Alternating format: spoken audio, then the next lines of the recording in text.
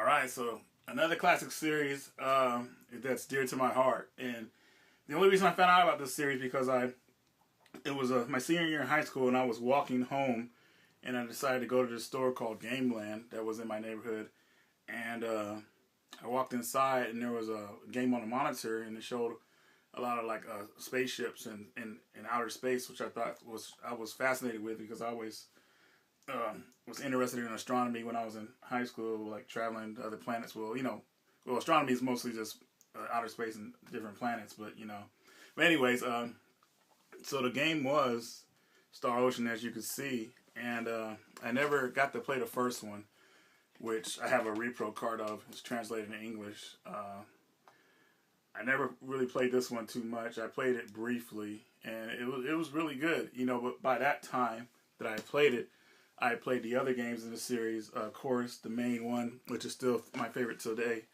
Star Ocean: The Second Story. Star Ocean: The Second Story. What sucked me in about this game was that, it was kind of over advertised, but they said the game had 81 endings, and I saw 81 endings. Well, that's insane. But it was really just 81 different variants of the same ending. So, like for instance, you could end up with one of your characters or whatever or something like that,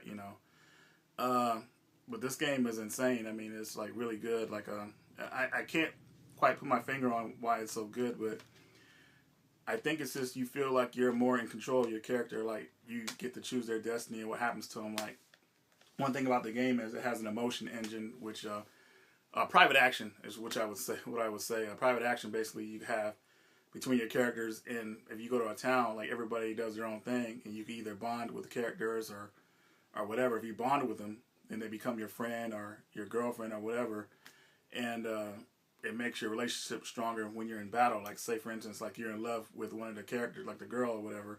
If she gets hurt in battle or dies, your character goes into critical mode. He gets mad, and all of his hits, all of his attacks, like take like triple the damage. So which is pretty cool. And vice versa or whatever. So yeah, that's all I have to really say about Star Ocean: The Second Story. It's an awesome game, and I'll never forget this one. I mean, first time I got it, I played through it. I remember my mom was pissed at me because I was in the house that whole weekend just playing this game all day, taking breaks to eat, and then going right back to the room and playing Star Ocean. It was great, but not healthy. So years later, when I got out of the military, actually, because I played Star Ocean right out of high school.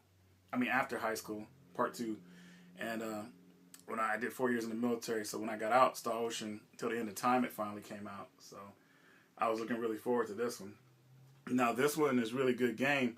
I just really think that they went overboard on the battles a little bit. It's still good. It's my second favorite in the series. But I don't know. I just some reason I didn't like the battle system as much as I did the second game. I mean, the second game you could really combo some people up like bad, like insanely. But Star Ocean Till the End of Time is a great game, and it was fantastic. Now we're about to get into where is it at? Star Ocean, the fourth game, which is The Last Hope. Now I have the PS3 version. This one, out of all my Star Ocean games, I feel I didn't like as much as the other ones. I couldn't get used to the battle system for some reason. It just seemed kind of weird, and the shield system that you had to break the barriers first before you really. It was just kind of strange to me. But overall, it's still a good game. I mean, I like Star Ocean, and this one had a fantastic story, just like the other ones. It They said this one was going to be the last one, but I just read, I don't know, somebody posted on Facebook, Star Ocean 5 was being made, and they had pictures of it, and I was just like, wow, dude, I'm hella happy to hear about that, because that'll be a game I would definitely get and play. So, also, Star Ocean, this was the first Star Ocean I played, I mean, the remake of the first game, this is what I played. This was an excellent remake of the first game. They pretty much made it like Star Ocean 2, which is great. Star Ocean 2, I think had the best battle system. So here's Star Ocean 2, the remake on the PSP, Evolution, right? I think if you put them together, yeah, you get like a little connection here, which is kind of cool. Hope you guys can see that. Yeah. So big fanatic of Star Ocean. Even got the strategy guide. Had this for years since it came out. Got one for till the end of time. You know, these guys, you know, you want to get everything in these games because, you know, you play for hours without knowing where certain stuff is at. Then I got the strategy guide for the Xbox version. And then I have the strategy guide for the PS3 version, which goes for some money, but they're pretty identical.